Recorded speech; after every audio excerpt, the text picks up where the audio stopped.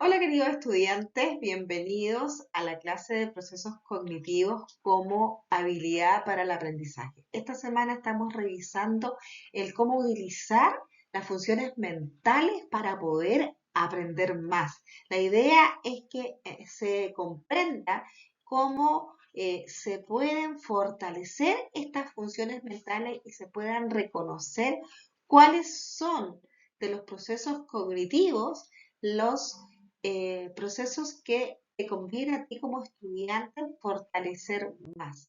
Ya vamos a entender primero que todo qué es lo que es un proceso cognitivo y vamos a diferenciar los conceptos. Proceso es un conjunto de etapas sucesivas de algún hecho que esté pasando. Y cognitivo significa conocer, viene del latín cognoscere.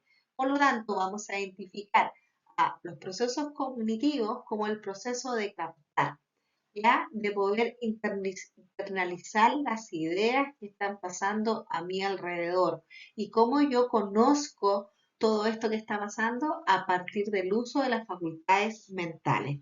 Entonces, el proceso cognitivo es toda vez que nosotros captamos y conocemos algo que está pasando a nuestro alrededor a partir de las funciones mentales. Los procesos cognitivos en sí los vamos a diferenciar en dos grandes grupos. Los vamos a diferenciar en un nivel básico y en un nivel superior, ¿ya? Entendiendo que el proceso cognitivo de nivel básico va a requerir una menor complejidad de aprendizaje y el proceso cognitivo superior requiere un mayor grado de complejidad en cuanto al uso de las funciones mentales.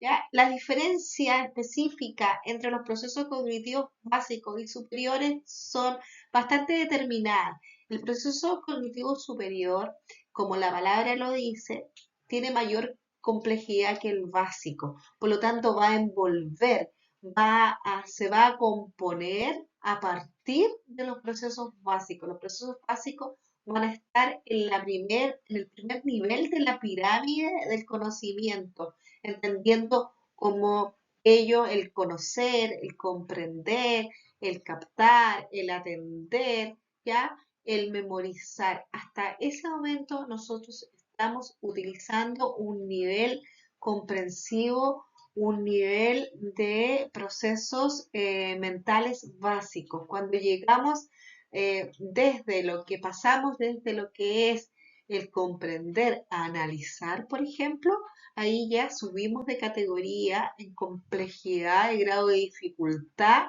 de funciones mentales y pasamos a lo que son los procesos cognitivos superiores. Los procesos cognitivos básicos como función mental no solo lo tiene el ser humano, sino que también lo tienen los animales.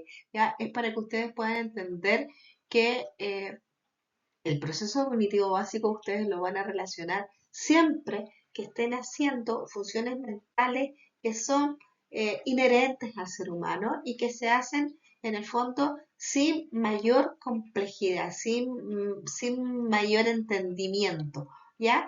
En cambio, los procesos cognitivos superiores se diferencian porque sí requieren un nivel de abstracción, sí requieren inferir, requieren analizar, requieren ir en una comprensión profunda que va más allá del conocer lo que está pasando. Ya interfiere el pensamiento, interfieren funciones mentales como la inteligencia, como el aprendizaje en sí.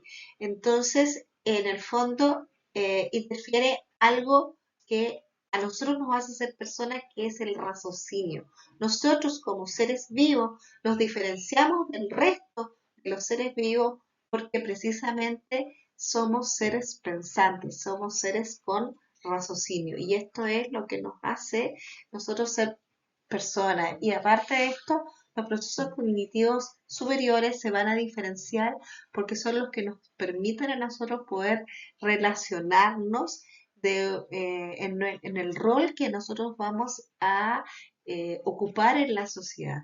Ya nos permite relacionarnos de buena o de una no tan buena forma, eh, depende de cómo utilicemos el grado del pensamiento, el grado de la resolución de problemas, el grado de poder adaptarnos a nuestra realidad.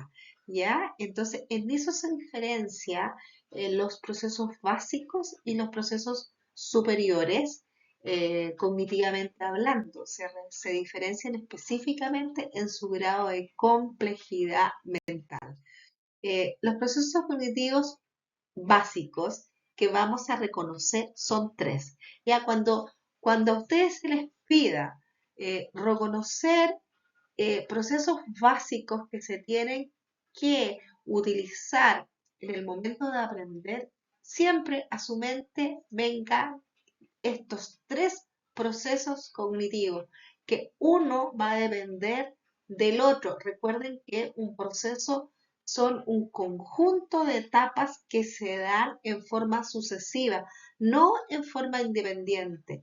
¿Ya? Entonces, estos tres procesos van a existir dependiendo uno del otro, no en forma independiente. Estos tres procesos cognitivos son la percepción, la atención y la memoria. Entonces, cuando se les pregunte qué procesos cognitivos básicos debemos desarrollar para aprender, la percepción, la atención y la memoria, porque funcionan en conjunto, no en forma independiente. ¿Qué es lo que es percibir? La percepción, que es el primer proceso cognitivo básico, es la capacidad que hace nuestro cerebro de interpretación, es decir, cómo interpreto lo que mis sentidos están captando, están percibiendo, como yo capto a nivel de sensaciones, y esto va a depender de mis propias experiencias, de lo que yo pienso, de lo que yo siento, de mis propios recuerdos, de mis propias vivencias. El ejemplo está en esta imagen que ustedes pueden ver.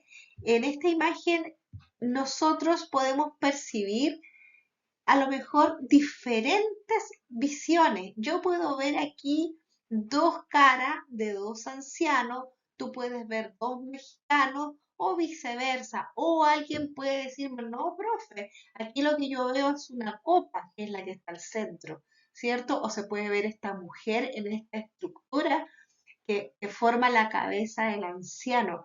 Entonces, lo que yo vea no es lo mismo que lo que tú puedas ver. Por eso todo depende, en el fondo ese dicho, todo depende con el ojo que se vea.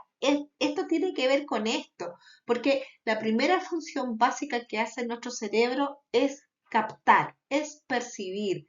Y esta percepción, en el fondo, va a estar dada a partir de nuestras propias experiencias. Por eso que es tan importante este primer proceso cognitivo, porque en el fondo es la entrada del conocimiento. ¿Ya? Luego, una vez que percibimos, recuerde, a partir de los sentidos, vamos a desarrollar el segundo proceso cognitivo básico, que es la atención. La atención es la capacidad que se tiene de poner atención a algo, de poder concentrarse. Es lo que ustedes están haciendo en este momento al escuchar esta clase. Ya, lo que yo estoy haciendo en este momento al dar la clase, estoy poniendo atención a lo que les estoy enseñando. ¿Ya? Y ustedes están poniendo atención a lo que yo estoy comentando, a la materia que estamos revisando. Entonces, es la capacidad que tenemos para focalizar. Y por eso que se dice que cuando nos desconcentramos perdemos el foco, perdemos la capacidad de atender, ¿cierto?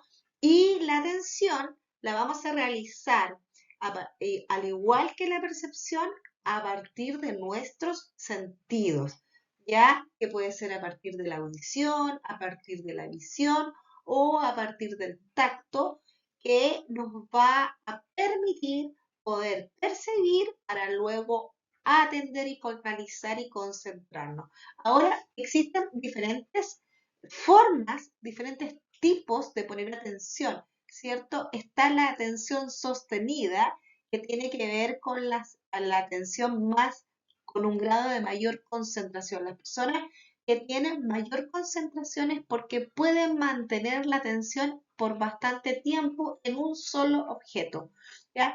La atención que es más selectiva significa en el fondo que tú estás haciendo mm, una atención donde estás focalizando de acuerdo a tu interés. Ya tú te estás concentrando quizás en una sola parte de lo que estás captando y eso lo estás haciendo porque tú eliges esta atención. También es una forma de focalizar y de concentrarte, ¿ya?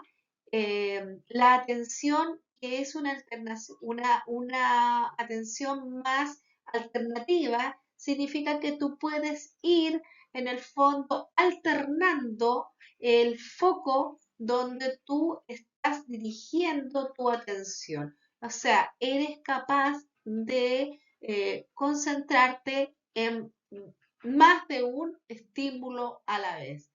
Y una atención que es más dispersa quiere decir que no hay dos estímulos, sino que pueden haber tres estímulos y tú puedes prestar concentración a diferentes estímulos. Ahora, depende en el fondo de tus capacidades para ver si esta atención va a ser sostenida en el tiempo y si el nivel de concentración que tengas es lo suficiente como para captar con la misma calidad tu atención a más de un estímulo. ¿Ya? El tercer proceso cognitivo básico, que va de la mano de la percepción y de la atención, una vez que tú percibiste a partir de los sentidos, que captaste la atención, que focalizaste, que te concentraste, vas a guardar esta información, ¿cierto?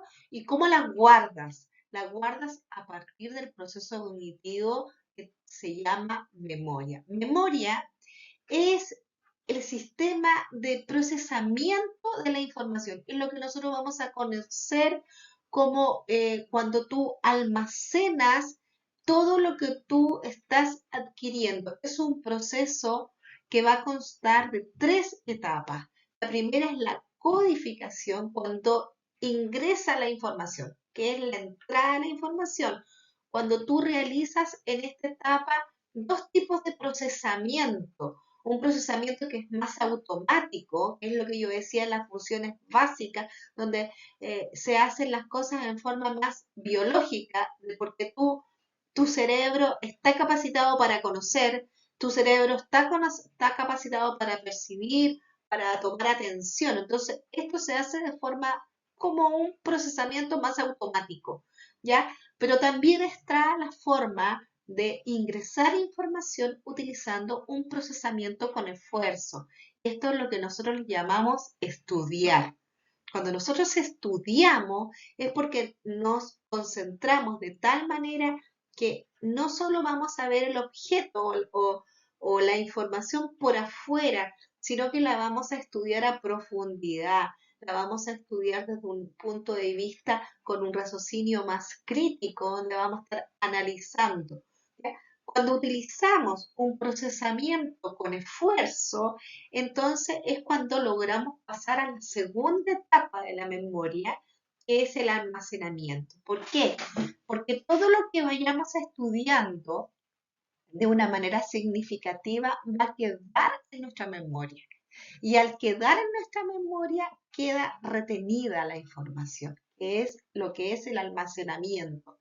Y esta retención de información es lo que vamos a conocer como registro permanente de la información, o sea, lo que vamos a conocer como memoria a largo plazo, que se olvida difícilmente, es algo que tú vas a aprender por siempre, ya a diferencia de lo que es un proceso automático que no se te olvida quizás cuando es algo que te impacta emocionalmente de una manera muy profunda, pero no requiere tanto análisis. Por ejemplo, si tú te quemas y te quemaste, no sé, a los 2 años y aprendiste que la estufa es peligrosa o que el fuego te puede causar un dolor, tú esa información la vas a ver procesada en forma automática, no con tanto esfuerzo, pero igualmente pasa a tu memoria a largo plazo, pero es por un cuento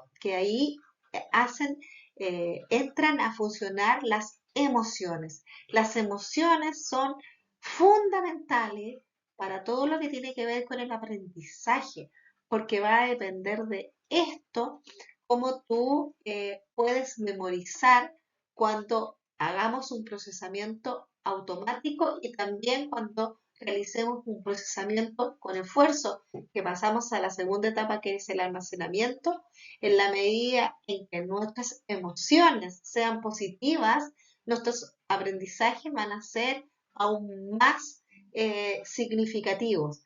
Ya, eh, una vez que nosotros pasamos a esta etapa de almacenamiento para poder tener un registro permanente de la información, debemos pasar por 3 etapas previas de la memoria, ¿ya? Que en el fondo son 3 tipos de memoria. La primera memoria es la memoria que dura segundos, que no dura nada y que tiene que ver con la entrada de la información a partir de nuestros sentidos, que es la memoria sensorial, ya memoria de los sentidos, sensorial. Cuando ya prestamos un poco más de atención a lo que estamos ingresando o codificando, nosotros estamos haciendo uso de lo que es la memoria a corto plazo. O sea, esta información que codificamos de una manera como procesamiento automático, pero que pasó un poquito más allá, entonces deja de ser sensorial y pasa a ser una memoria a corto plazo. ¿Se te va a olvidar? Sí, pero se te va a olvidar mañana, no ahora en el momento. ¿Me entiendes? O el estudio te va a durar, no sé, una semana, pero si te preguntan hoy lo que estudiaste hace 2 años, si es que no lo aprendiste en forma significativa, se te olvidó. Y ahora, si lo aprendiste en forma significativa, va a pasar de corto plazo a largo plazo. Entonces, ahí es cuando yo les digo que el registro permanente de la información es lo que vamos a conocer como memoria a largo plazo. ¿Y cómo se crea esta memoria a largo plazo? Utilizando un procesamiento con esfuerzo, es decir, con el uso de procesos cognitivos con complejidad alta, donde usamos el raciocinio y no nos quedemos solamente en el conocer, en el atender o en el percibir. Entonces, cuando empecemos a analizar, utilicemos un pensamiento crítico, razonemos sobre una situación, ese aprendizaje se vuelve significativo, se vuelve propio y nunca se olvida. Y es lo que llamamos memoria a largo plazo. La tercera etapa del proceso de la memoria es la recuperación. Y es lo que nosotros trabajamos la semana de lo que es la comprensión lectora, la semana anterior, donde revisamos absolutamente eh, todo lo que tenía que ver con las técnicas de recuperación. Y dentro de las técnicas de recuperación estaba el uso de la memoria. ¿Por qué? Porque la memoria es en el fondo una herramienta que te sirve a ti para darte cuenta si estás entendiendo, si estás comprendiendo. Y esto lo haces a partir de la recuperación. Buscas recuerdos en esta memoria a largo plazo, ¿ya? Que son aprendizajes permanentes. Entonces, el sistema de almacenamiento es lo que lo hace y lo que se conoce como la tercera etapa de la memoria, que es la recuperación. En este sistema de almacenamiento podemos recordar, Podemos reconocer lo que aprendimos, podemos reaprender y volver a aprender de una forma más significativa lo que aprendimos anteriormente, cuando profundizamos en el aprendizaje. O podemos olvidar. Y olvidamos cuando no utilizamos este aprendizaje, ¿ya? Cuando lo estamos procesando de una manera sin tanto esfuerzo. Ahí es cuando olvidamos o cuando nos quedamos en la memoria sensorial, ¿ya? Entonces, la memoria como tercer proceso cognitivo básico es muy importante utilizarlo y es una herramienta de comprensión y de comprobación que lo que tú estás estudiando realmente lo estás entendiendo y se te está volviendo un aprendizaje significativo. Por eso es importante el proceso de la memoria en lo que es el aprendizaje. Estos eran los tres procesos cognitivos que nosotros vamos a revisar en primera instancia y que tienen que tener claro que ustedes van a utilizar en el momento de aprender. Los tres procesos cognitivos básicos. Ahora vamos a ver, ya vamos a subir en nuestra pirámide de conocimiento y vamos a pasar la etapa de los básicos y vamos a pasar a los procesos cognitivos superiores o de mayor complejidad. Y aquí vamos a reconocer en estos procesos cognitivos la inteligencia, el pensamiento y el aprendizaje. Entonces, cuando yo les pueda preguntar, o ustedes se preguntan a sí mismos, ¿qué procesos cognitivos superiores tengo que utilizar para hacer efectivo mi aprendizaje? Tres procesos, que son la inteligencia, el pensamiento y el aprendizaje. ¿Ya? La memoria, la percepción y la atención no están considerados como procesos cognitivos superiores. Quedan en la escala de los procesos cognitivos básicos. Entonces, para poder aprender de manera significativa, sí o sí, tienes que utilizar estos tres procesos cognitivos. ¿Ya? Inteligencia, como primer proceso cognitivo. ¿Qué es lo que es el proceso de la inteligencia? Es la habilidad que va a abarcar funciones mentales de índole superior, como por ejemplo el pensamiento crítico, la capacidad de resolución de problemas, la comprensión, la planificación, ¿ya? Es decir, es la habilidad que a ti te permite hacer uso de muchas funciones mentales de índole complejo superior para poder adaptarte en el entorno en que tú vives, ¿ya? Para poder relacionarte con las personas día a día, para poder llevarte bien con tus compañeros de trabajo, para poder llevarte bien contigo mismo. Tú utilizas tu inteligencia, que es tu habilidad de poder utilizar absolutamente todas tus habilidades de nivel más compleja, ¿ya? Dentro de las funciones mentales que están y que deben ser utilizadas por ti de manera inteligente, existen varias formas de utilizarla y las vamos a categorizar dentro de lo que es la teoría de las inteligencias múltiples. La teoría de las inteligencias múltiples habla que y explica que en el fondo nuestras funciones mentales están en el fondo predeterminadas por las distintas habilidades que nosotros podemos tener.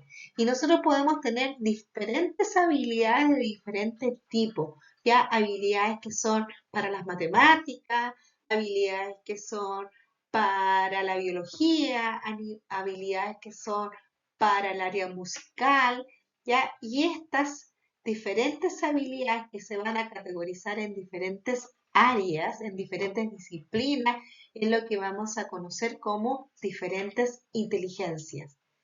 En las teorías de las inteligencias múltiples se reconocen ocho inteligencias principalmente.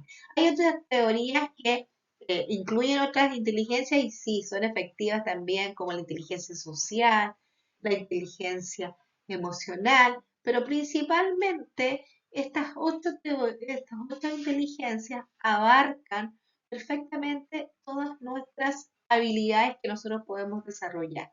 Ya existen las inteligencias, la inteligencia interpersonal, la inteligencia musical, la inteligencia corporal kinestésica y la inteligencia intrapersonal, que son cuatro inteligencias que se van a alojar en el lado derecho de nuestro cerebro. Nuestro cerebro se divide en dos hemisferios, ¿cierto?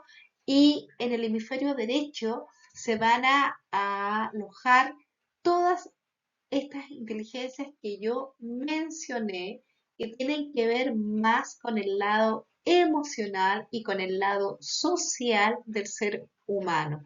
Ya la inteligencia interpersonal es la capacidad de relacionarte con las personas, con el entorno, ¿ya?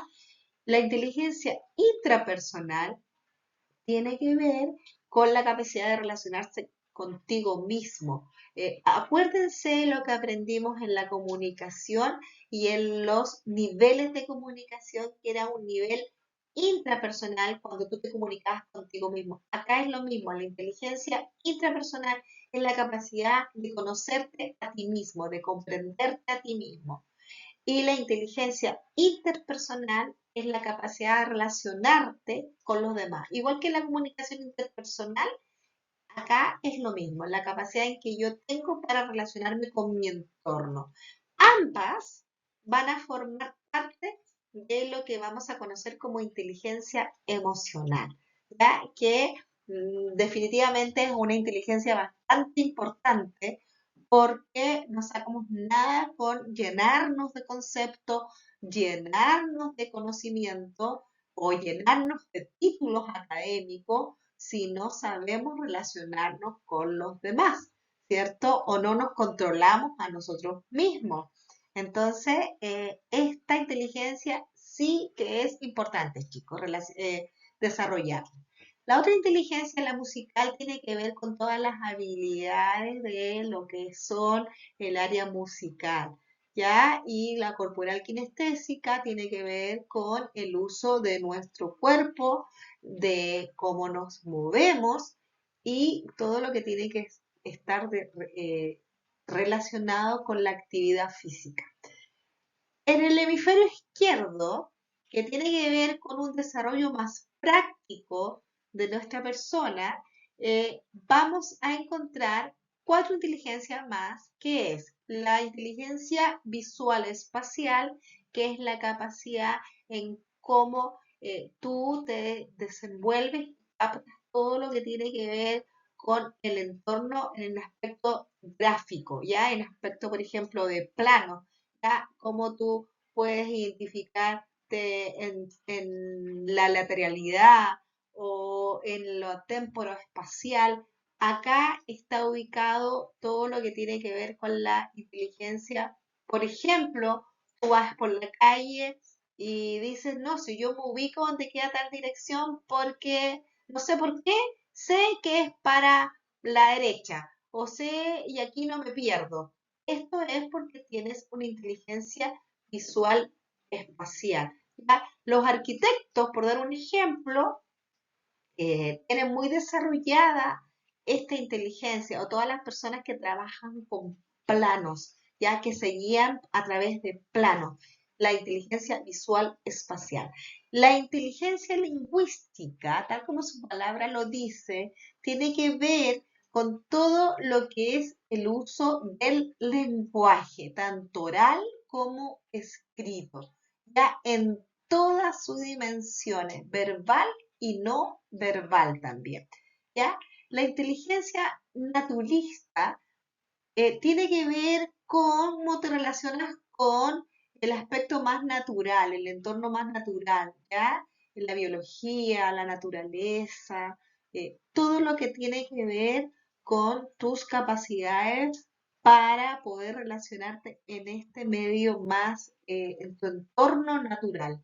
Las inteligencia lógico-matemática es la inteligencia que tiene que ver, tal como dice la palabra, de las matemáticas, del uso del cálculo, de los números, pero también tiene que ver con el uso de la lógica, es decir, de un pensamiento más concreto a nivel de sacar deducciones o sacar inducciones lógicas según lo que tú estés aprendiendo.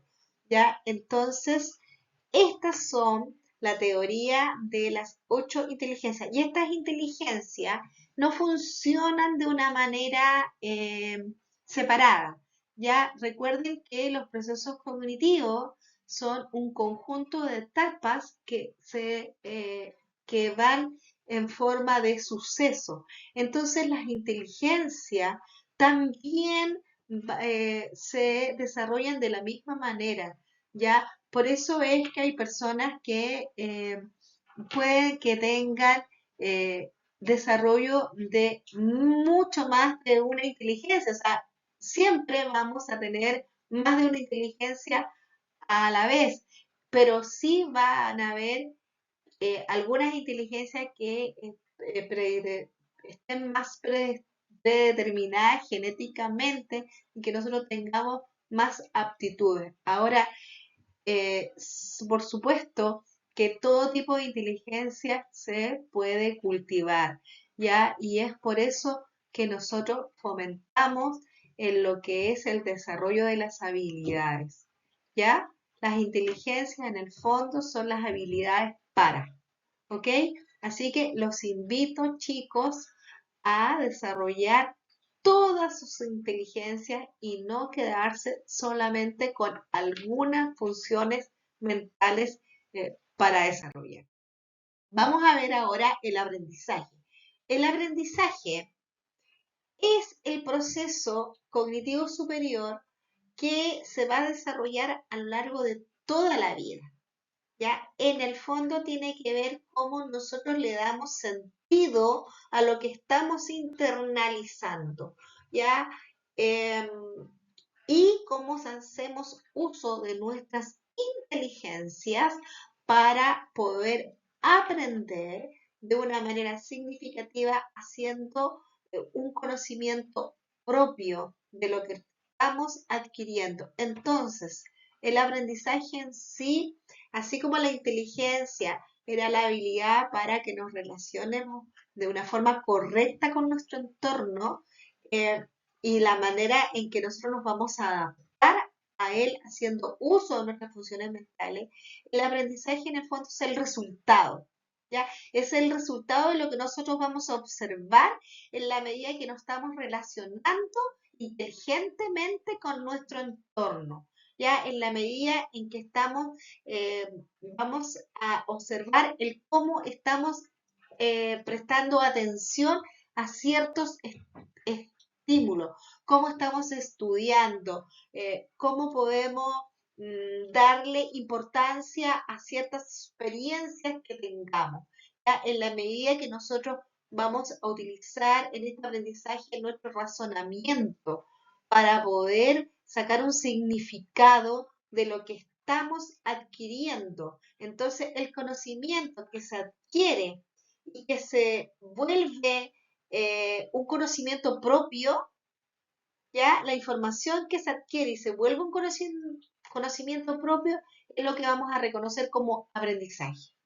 Aprender. Por eso es que nosotros siempre estamos aprendiendo, siempre, porque el aprendizaje no solamente tiene que ver con los contenidos, no es solamente conocimiento, sino que uno aprende de las experiencias de la vida, de todo.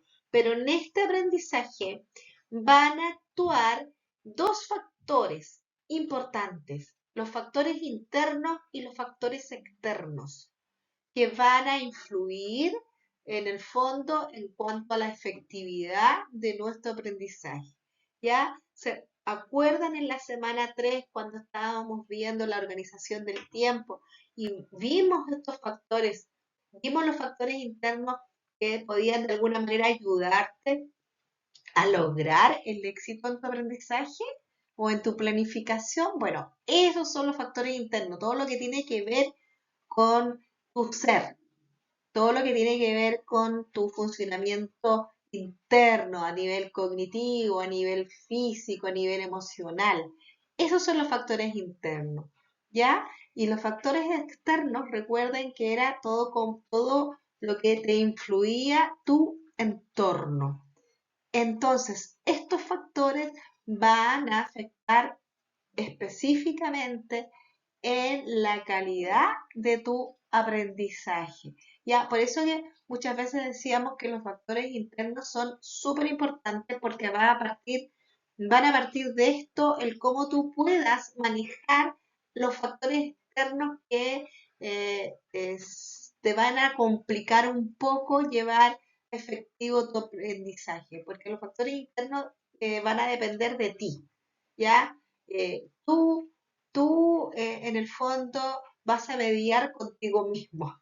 Entonces, depende de tu motivación, depende de tu nivel de poder regular tus emociones que vas a poder estudiar. Si algo te está afectando, o sea, eso, estúdialo, míralo, pero manéjalo, cosa que no te interfiera en tu aprendizaje. ¿Ya? Ahora, dentro de lo que es el aprendizaje, existen varias teorías de cómo nosotros adquirimos el aprendizaje. ¿Ya? Piaget habla sobre un aprendizaje que tiene que ver con el desarrollo de nuestro ser como persona a nivel cronológico, o sea, en la medida en que te vas desarrollando con tus funciones, vas adquiriendo mayor aprendizaje. En la primera etapa, Piaget nombra 4 etapas, y en la primera etapa tú aprendes a nivel sensorial.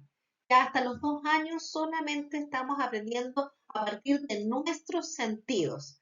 Desde los 2 años hasta alrededor de los 7 años más o menos, estás aprendiendo a partir del juego, ¿ya? En la etapa que se llama preoperacional, ¿ya? Te estás preparando y puedes adquirir todo a partir del juego, ¿ya? En la etapa, la tercera, que es la etapa de operaciones concretas, aquí ya tu cerebro está madurando más y está haciéndose más concreto y tú puedes ya realizar eh, eh, operaciones con el uso de tus funciones mentales de un nivel más complejo. Ya esta es la etapa en que se entra al colegio, entre los 7 y los 11 años, que en la persona empezamos ya a tomar un poco más de conciencia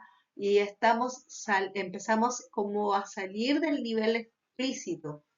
Por eso que los chicos se dice que son concretos, los chicos no tienen capacidad de abstracción, solamente la capacidad de abstracción se va a desarrollar cuando estamos como de tercero básico para arriba. Eso quiere decir, estamos hablando de los 9 años, porque a los 6 años está el primero básico, 7 segundo básico por lo general, ya tercero básico entre los 8 y 9 años, ya estás recién empezando a tener una capacidad de abstraer. Ya, eso significa estás recién empezando a tener una capacidad de hacer inferencias, ¿ok? A los 11 años, recién tu cerebro ya eh, va a comenzar a madurar, o sea, digamos que las funciones mentales están más maduras y tú puedes empezar a hacer uso de las funciones formales, como es totalmente el uso de lo que es el pensamiento más desarrollado y llevarlo a lo que es un raciocinio, a una toma de decisión, a una resolución. O sea, a los 11 años estamos hablando de quinto básico, sexto básico. Entonces, los chicos ya son conscientes de lo que se hace, ya no a un nivel de madurez que va a ser un adulto o que puede ser una persona, un adolescente de mayor edad, ya como 14, 15 años. Recuerden que a los 11 años estamos recién entrando a lo que es la preadolescencia, pero a esta edad ya el ser humano ya es consciente de todas sus funciones mentales y vamos a desarrollar procesos mentales ya totalmente a un nivel inferencial y valórico. La segunda teoría de aprendizaje que vamos a ver es la de Vygotsky. Vygotsky dice que el ser humano aprende a partir de su entorno, ¿ya? No, en el fondo, no va a radicar tanto el aprendizaje como Piaget, de hecho se ha opuesto a Piaget, porque Piaget habla del aprendizaje según cómo va desarrollando la madurez cerebral. Aquí Vygotsky apoya el aprendizaje en el cuanto a cómo vamos desarrollándonos en la capacidad de relacionarnos con nuestro entorno. De hecho, Vygotsky habla que nosotros adquirimos el lenguaje a partir de la imitación. ¿Ya? Por eso que se dice que los chicos entre los 0 y 3 años pueden adquirir muchos lenguajes, pueden adquirir y aprender desde 3 idiomas fácilmente sin confundir el uno con otro, porque lo adquieren a partir de la imitación. ¿Ya? Entonces, si nos vamos a Vygotsky y a Piaget, diríamos que los chicos hasta los 3 años pueden aprender fácilmente más de un lenguaje y hasta los 7 años ya lo aprenderían a partir de cómo se relacionan como un juego. Pero a partir de los 11 años en adelante, donde las funciones mentales están más maduras, entonces ahí ya el lenguaje lo pueden adquirir a partir de lo que son el uso de los procesos mentales, es decir, a partir del estudio. ¿Ya? Entonces, son formas de ver el cómo estamos aprendiendo. Está Brunner y Ausubel, que también nos van a explicar el aprendizaje desde su punto de vista. Ambos van a explicar el aprendizaje a partir del uso del constructivismo, y a partir del uso de lo que es la experiencia y el desarrollo autónomo del aprendizaje. Brunner se va a enfocar más en un aprendizaje inductivo, y Ausubel se va a enfocar más en un aprendizaje deductivo, donde lo que es como tú trabajas lo que vas a adquirir, la información que tú vas a adquirir, es súper importante como tú te relaciones en un aprendizaje de trabajo colaborativo, en un aprendizaje donde te relaciones con el entorno que estás trabajando y te relaciones con tu propio conocimiento a partir que tú realices un aprendizaje significativo. Así entonces entienden el aprendizaje Brunner y Ausubel. Ya, esto es en cuanto a lo que es las teorías de aprendizaje. Ahora, dentro de estas teorías del aprendizaje, yéndonos a lo que plantea Ausubel, que tiene que ver con el aprendizaje significativo, está lo que es el aprendizaje colaborativo. El aprendizaje colaborativo eh, utiliza el aprendizaje significativo en el aspecto en que aprendemos en forma significativa lo que estamos adquiriendo cuando lo hacemos propio, pero cuando compartimos este aprendizaje, cuando lo hacemos en forma de trabajo colaborativo con el grupo en que nos estemos desenvolviendo, es cuando utilizamos y hacemos un aprendizaje colaborativo. ¿Ya? Por eso que nosotros como grupo de aprendizaje utilizamos el aprendizaje colaborativo, porque no es un aprendizaje individual, sino que es un aprendizaje grupal. ¿Ya? Esto es muy importante que lo tengan en cuenta, porque es la manera en que vamos a nosotros trabajar lo que es el aprendizaje. ¿Ya? Dentro del aprendizaje está la teoría de los estilos de aprendizaje de Bach. Esto tiene que ver con la programación neurolingüística y es como la neurociencia explica cómo se desarrolla el aprendizaje en las personas. y tiene que ver mucho con lo que hablábamos sobre los procesos cognitivos básicos como la atención y la percepción que íbamos a percibir e íbamos a captar la información a partir de nuestros sentidos. Entonces, ¿qué es lo que dice la programación neurolingüística en estos estilos de aprendizaje BAC?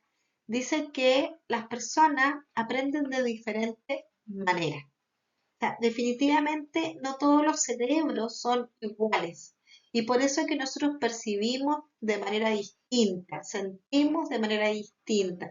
Y así como percibimos de manera distinta y sentimos de manera distinta, aprendemos de manera distinta. Hay personas que van a aprender mejor mirando y leyendo. Hay otras personas que van a aprender mejor escuchando o viendo un video, ¿ya? Donde tienen que escuchar. Y hay otras personas que van a preferir aprender a partir del ensayo, a partir de una representación, por ejemplo, de una disertación, o de hacer, en el caso, por ejemplo, si yo les digo, aquí tienen un instructivo para armar, no sé, una bicicleta, y la persona que dice, no, yo no quiero leer, yo no quiero escuchar instrucciones, yo quiero simplemente hacerla. Esa persona aprende a partir de los experimentos, a partir de los movimientos que haga. ¿Ya? Tenemos entonces los estilos de aprendizaje visual, auditivo y kinestésico. Todos los que aprenden a partir del uso de los sentidos que tienen que ver con la vista, ya estas personas son visuales. La persona que aprende a partir del oído, escuchando, utiliza grabaciones, lee en voz alta y de esa manera se concentra mejor, es auditiva. Y la persona que aprende a partir del experimentar el aprendizaje, hacer un aprendizaje más activo, donde el movimiento sea principal para poder entender el aprendizaje, entonces es un aprendizaje kinestésico. Es muy importante, chicos, que ustedes puedan identificar de qué manera están aprendiendo. Si van a aprender o tienen mayor facilidad para aprender cuando leen, es porque son visuales. Si ustedes tienen mayor capacidad de aprendizaje cuando escuchan, es porque son auditivos.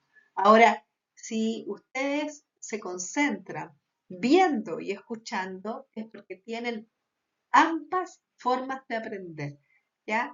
No solamente se pueden tener un solo estilo de aprendizaje, ser solamente kinestésico, por ejemplo. Las personas que aprenden haciendo clases son kinestésicas, ¿ya? Las personas que aprenden disertando, ¿ya? Sino que tú puedes tener una mezcla de diferentes estilos. La idea es que aprendas a conocer y puedas identificar cómo aprendes mejor. ¿Por qué? Porque de esta manera vas a poder identificar qué estrategias o qué técnicas de estudio son las que te sirven mejor. ¿Ya? De eso se trata el conocerse a sí mismo y poder reconocer qué estilo de aprendizaje tienes. Ahora vamos a ver la segunda eh, proceso cognitivo, el tercer proceso cognitivo, perdón, de índole superior, que es el pensamiento. Vimos la inteligencia, vimos el aprendizaje, ahora vamos a pasar al pensamiento, que es el último proceso cognitivo superior. El pensamiento, todos pensamos, ¿cierto? Siempre vamos a estar pensando porque tenemos la capacidad de poder recibir, percibir, tomar atención en ciertas ideas y estas ideas van a ser las que vamos a llevar a nuestra mente.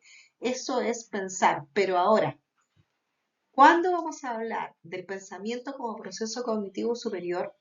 Cuando tengamos la capacidad de tomar estas ideas que estamos captando, estos conceptos que estamos captando y poder hacer juicios de valor.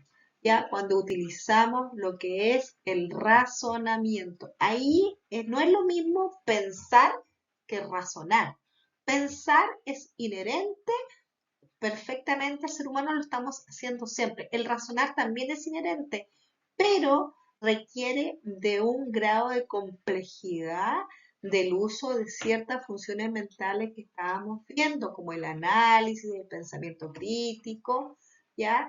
Donde vamos a razonar lo que estamos pensando. Entonces, el pensamiento como proceso cognitivo superior es cuando tú razonas las ideas que estás internalizando, ya a partir, por ejemplo, del pensamiento crítico, que te va a llevar a tomar decisiones, a poder analizar, a poder eh, realizar y juzgar ciertas situaciones.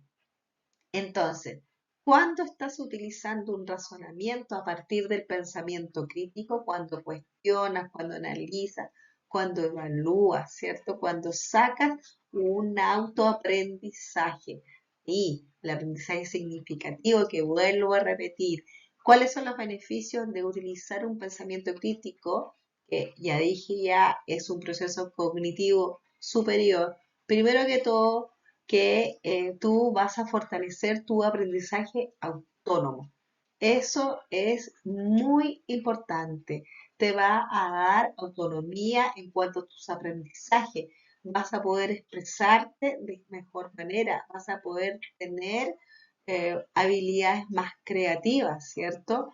Vas a poder comunicarte con tu entorno. Vas a poder trabajar en forma grupal, colaborativa. ¿Ya? El pensamiento crítico te va a llevar a dar y poder utilizar un análisis que te va a llevar a tener una resolución con respecto a alguna situación que tengas que tú decidir qué hacer. Entonces, el pensamiento crítico te va a llevar a poder emitir juicios de valores que te van a llevar a una solución de algún problema o alguna situación. ¿Ya? Entonces, el pensamiento crítico tú lo puedes utilizar no solamente en lo que son los aprendizajes, sino que en el fondo en toda tu vida. Ya a partir de lo que es el trabajo del pensamiento de una manera forzada y convertir el pensamiento a razonamiento, vamos a distinguir tres tipos de razonamiento. Tenemos el razonamiento deductivo, el razonamiento inductivo y el razonamiento lógico matemático. ¿Qué es lo que es razonamiento deductivo? El razonamiento deductivo tiene que ver cuando tú deduces una información que va en el fondo de lo general a lo particular. Ya tiene que ver con situaciones, con un razonamiento que va más lógico, que está explícito, que así es porque está, se deduce, se concluye de lo que tú estás viendo. En cambio, el razonamiento inductivo es un razonamiento que tiene que ver más con la inferencia, donde tú vas a inferir un conocimiento a partir de algo que estás pensando o a partir de algo, de una particularidad. ¿Ya? El razonamiento deductivo va a transitar de lo general, de una idea general a una idea particular. También vas a inferir, ¿ya? Pero vas a inferir desde una idea que es generalizada. Por ejemplo, les voy a dar un ejemplo de lo que es un razonamiento deductivo, en lo que vamos a conocer como silogismos. Los silogismos es el uso de premisas que te van a dar un conocimiento a partir de un razonamiento deductivo que por ejemplo, la primera premisa a nivel general sería todos los perros ladran. ¿Ya? La segunda premisa que yo puedo decir es Puki ladra. La conclusión, que sería a partir de un razonamiento deductivo, donde yo estoy sacando desde una información general que todos los perros ladran, a una información más particular como Puki ladra, ¿cuál sería la información o el razonamiento deductivo que yo voy a concluir es que Puki, como está ladrando, entonces es un perro. Por lo tanto, todos los perros ladran. Puki ladra, Puki es un perro. ¿Ya? Eso es un ejemplo del uso del razonamiento deductivo, donde tú llegas a una conclusión particular a partir de un aprendizaje general. El razonamiento inductivo es todo lo contrario. Se llega a la idea particular a partir del general. En cambio, el razonamiento lógico-matemático va más allá de un razonamiento de inducción o deducción. Va a partir de un razonamiento que es lo que se espera, lo que es lógico. Y esto se hace a partir del uso de diferentes funciones mentales, como por ejemplo la resolución de problemas, ya que se espera que pase algo. Por algo en la resolución de razonamientos lógicos matemáticos tiene que ver con, por ejemplo, las probabilidades. Se espera que pase algo, ¿ya? Entonces, el razonamiento lógico matemático no solamente va a comprender cálculos matemáticos o problemas numéricos, sino que también incluye todo tipo de razonamiento donde tú tienes que llegar a una conclusión a nivel lógica y a partir de eso vas a usar tu pensamiento crítico y vas a usar tu resolución de problemas.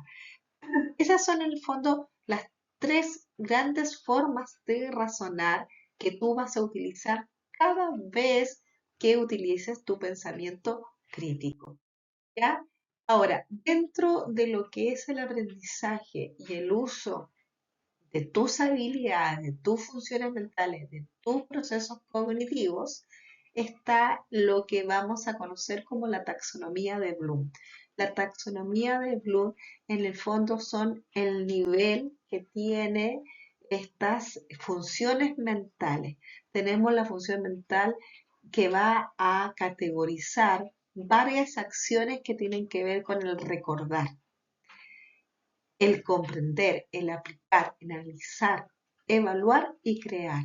Ya estas funciones mentales van a estar divididas por funciones mentales superiores y funciones mentales básicas, al igual que los procesos cognitivos básicos y superiores. En este caso, los procesos cognitivos básicos tienen que ver con las funciones mentales que según la taxonomía de Bloom se van a categorizar en un nivel inferior, como por ejemplo recordar y comprender. Y es lo que yo les decía, que cuando nosotros llegamos al nivel solamente de memorizar algo, lo conocemos, lo comprendemos, lo memorizamos, entonces estamos en un nivel inferior según la taxonomía de Bloom, ¿ya? Pero cuando pasamos a los procesos cognitivos superiores y empezamos a aplicar el conocimiento que hemos comprendido y que hemos almacenado,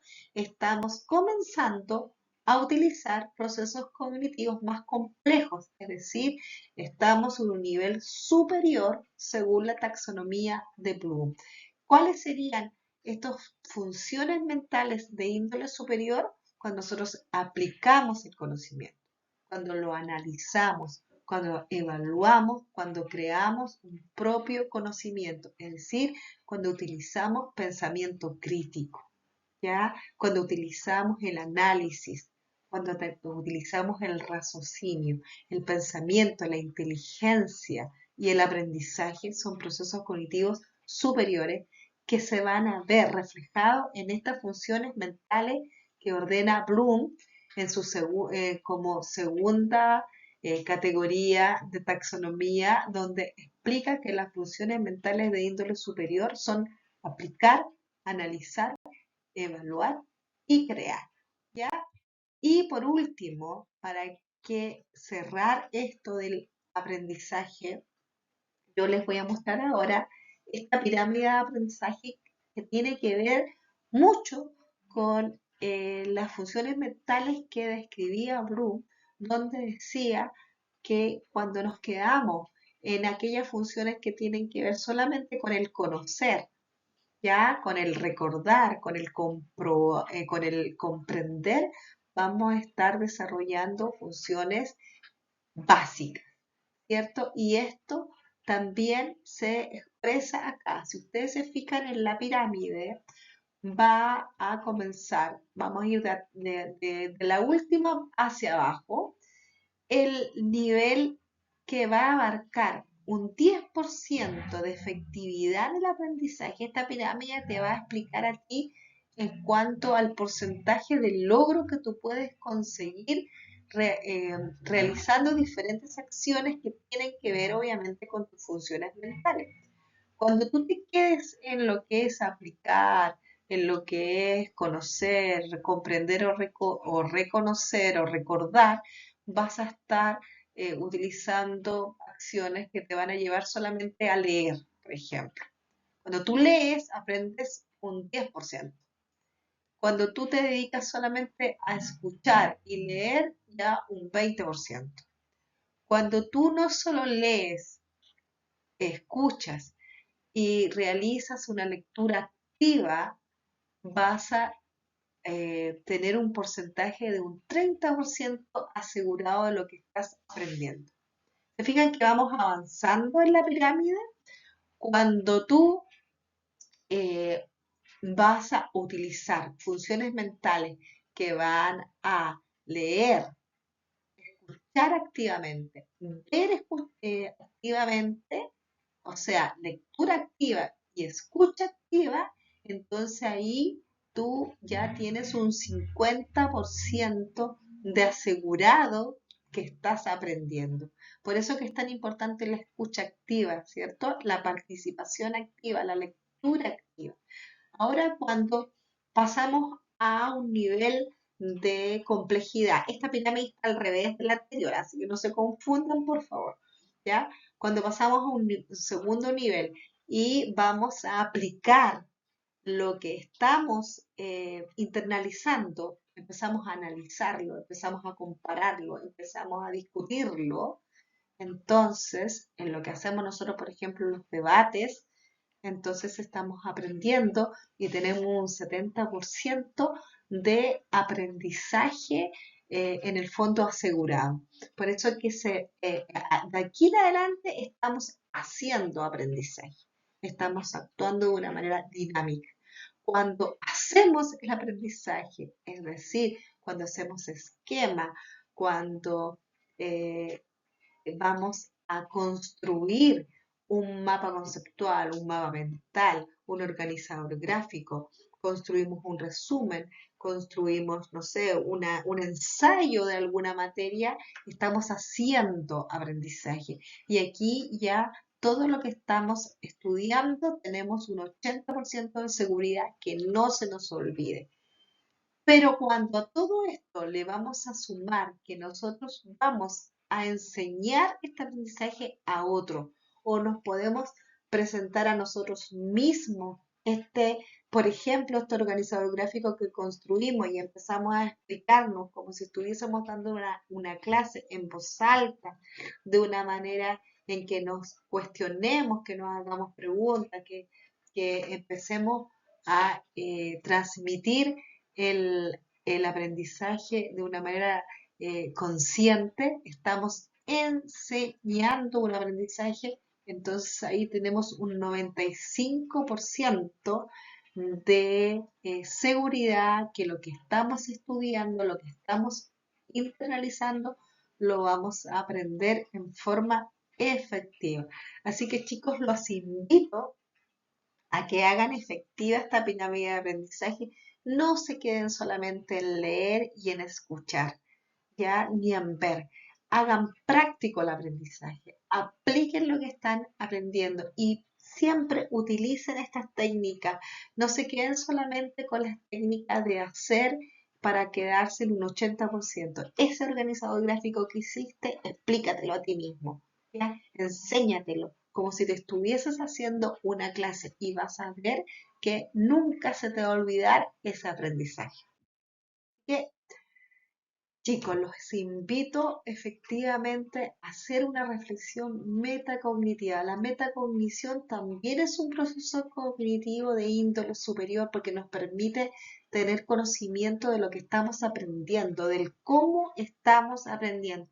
Es decir, estamos utilizando nuestro pensamiento crítico en base de nuestras propias capacidades y para nuestra propia mejora. Así que utilicen la pirámide del aprendizaje, utilicen y conozcan la taxonomía de Bloom que les enseñé a partir de qué acciones están desarrollando y en qué nivel de complejidad ustedes están trabajando.